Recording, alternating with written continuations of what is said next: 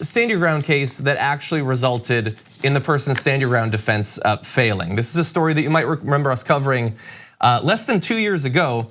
So a man in Florida was found guilty of manslaughter just late last week for killing an unarmed man during a dispute over a parking spot. So this is Michael Drejka, who was then 47, facially shot Markeis McGlockton last summer during an altercation over a handicapped parking space in Clearwater, Florida. During the trial, attorneys for Drejka argued that his actions were permitted under the state's stand your ground law, which allows for the use of lethal force in situations where a person can be reasonably found to fear for their life. And the respect for stand your ground is so high that in the immediate aftermath of the shooting, he initially was not going to face any charges. It was so clear that you could fatally shoot someone if you fear for your life that they weren't going to charge him. Now, they did, there was an investigation and he's going to be going to prison. But I wanna give you an idea of the evidence that was available immediately, that we covered at the time, that still wasn't immediately enough to get charges levied against him. So let's take a look at this video.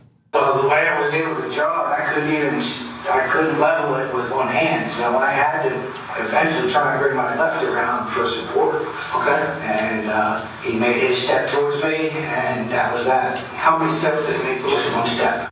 But prosecutors say surveillance video from the Clearwater, Florida convenience store in July of last year shows McGlockton, who was unarmed, actually stepped back. Okay, one more step towards me, and I didn't say a word. Okay, it was already out. Okay, what do you do? Fire my weapon. How many times do you fire one time, sir? Initially, Drejka was not arrested as the Pinellas County Sheriff determined he was protected by Florida's stand your ground law, which allows a person to use deadly force against a threat with no requirement to retreat. So bad enough that this guy who got pushed thought that he was about to be killed, that this guy was going to kill him with his bare hands.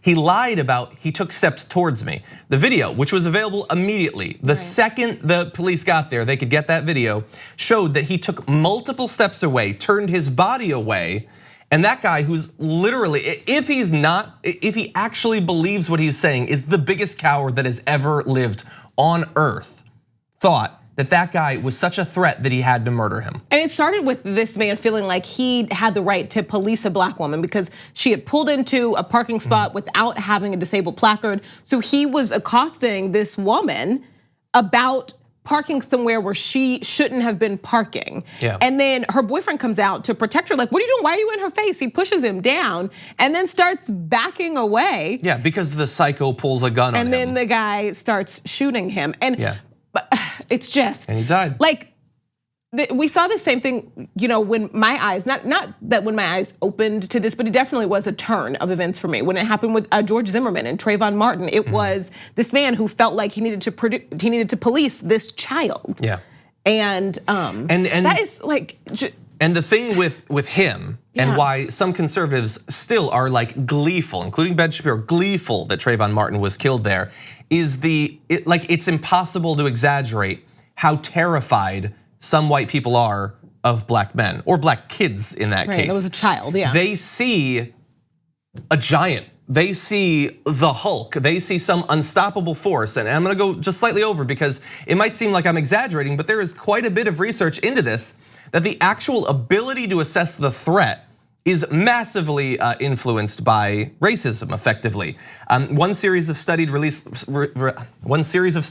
last year used various visual tests to see how people perceive the bodies of white and black men.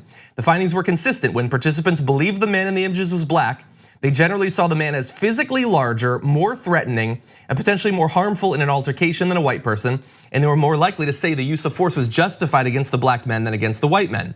Other research suggests that there can be a superhumanization bias at work as well, with white people more likely to associate paranormal or magical powers with black people than with other white people. And the more they associate magical powers, again, magical powers with black people, the less likely they are to believe black people feel pain.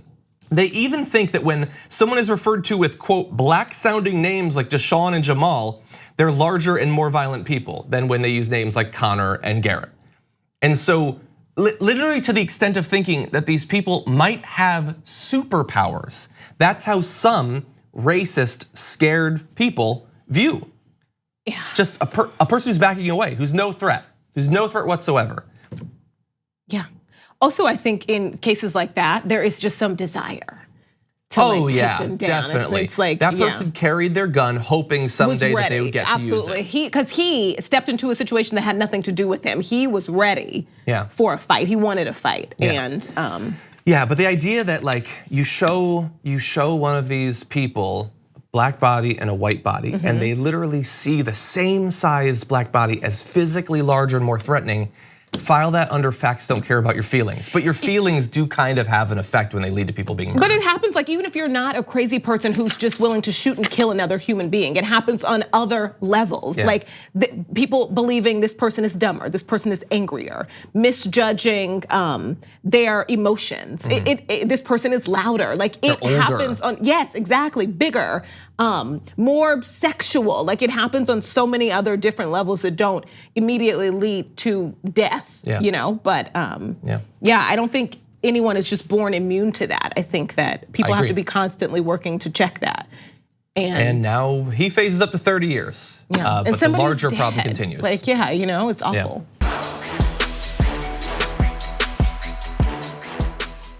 Thank you for watching this clip from the Damage Report. For more content from the show and access to TYT Network members-only exclusives, go to tyt.com/Brooke. Wait, no, it's tyt.com/John. Go to tyt.com/John to sign up.